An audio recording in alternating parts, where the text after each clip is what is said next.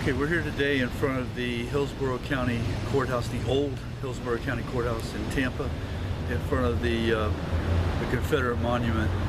The reason why we're here is to record and document the existence of this monument for posterity. It is the most recent one that is under fire by the revisionists and the rabble-rouser malcontents who have nothing better to do than advocate for the removal of history and the rewriting of history. This monument recently, the existence of this monument and whether or not it would stay here or be destroyed was recently a question put forth to the Tampa City Council or the Hillsborough County Commission. I forget which is in charge. I do recall reading about some of the vote, in essence. They voted to keep it here, but the fact that it was voted on at all or brought before them at all is troubling, disconcerting in the least.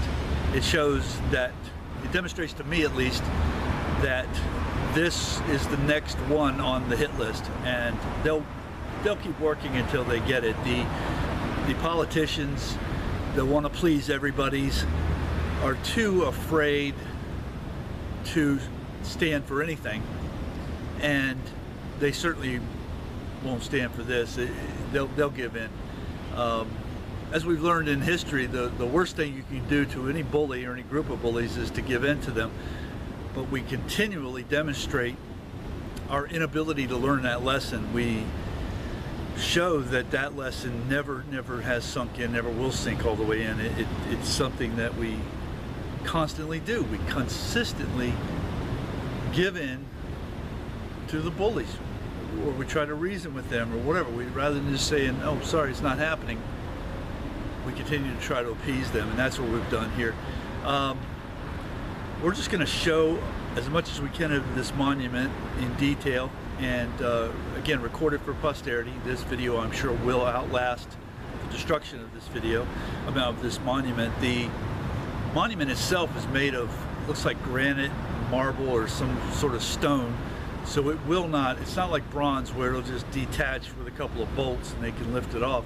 They'll have to destroy this to take it off, to remove it. So it will, little bits and pieces of it will be laying from here to wherever they dump it at once they do take it. But for now, it's a magnificent memorial and monument to the memory of those who served their country when their country called. They didn't have any compunction. They were fighting an invader, and that's what their country called them to do, and that's what they did. So to honor them, we're going to continue to show these monuments and these memorials, and to record them and their existence, so that once they are gone, we will not forget that they were there.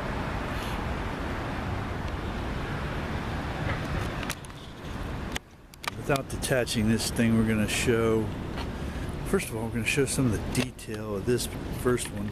Some years ago, this statue lost its rifle that it was holding on his shoulder.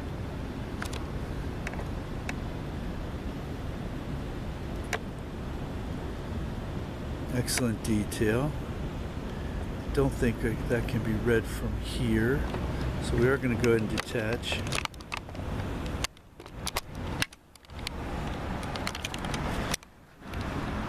United in the past, one in the future. And here again we get a chance to see the defined detail of this.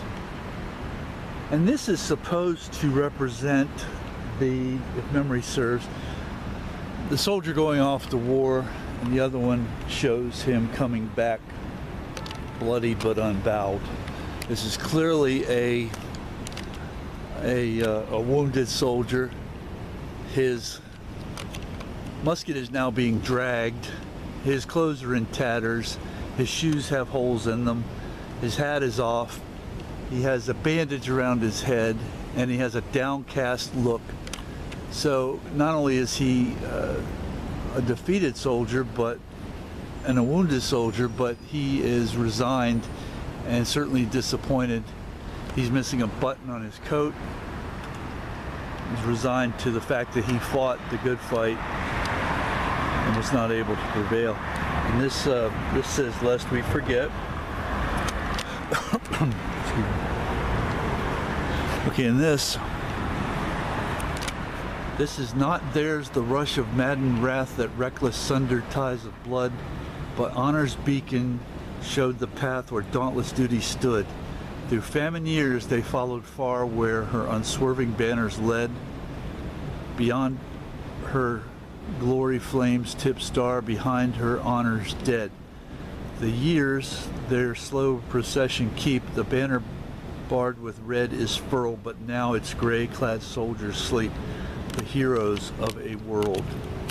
Very profound, very interesting. Okay, so we're just gonna go to the other side. Memorial in Eterna, to the honor and courage of the patriots of the Confederate States of America. This monument is dedicated by Tampa chapter UDC and the citizens of Tampa, January 1911. So it's over 100 years old.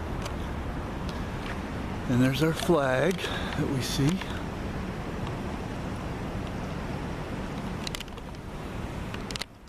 This is 1861, the other side says 1865. Which are obviously the years of the actual armed conflict. They are not the, and no one can point to the actual beginning of the divisions any more than they can to the beginning of the divisions that we have now. There is no one single act. Fort Sumter obviously was the beginning of the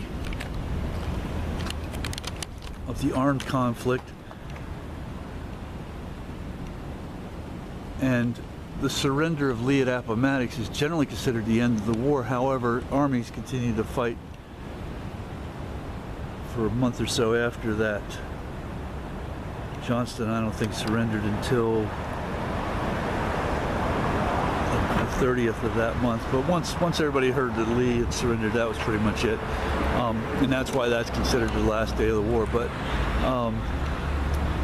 in many ways, the war continues to this day.